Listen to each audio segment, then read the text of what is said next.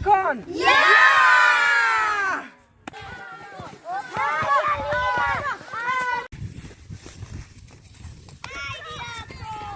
Me blazno veseli, da sem na Rogli s svojimi mladimi nadobudnimi tekači na smučeh.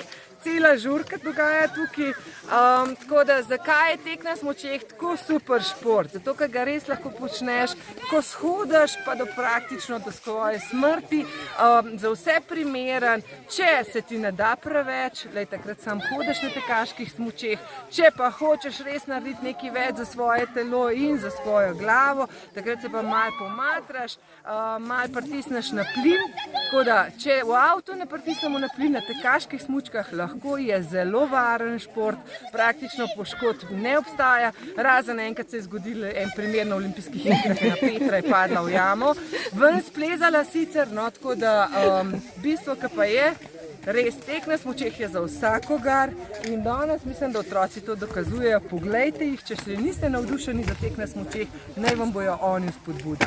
Srečno se vidimo na tekaških smučkah!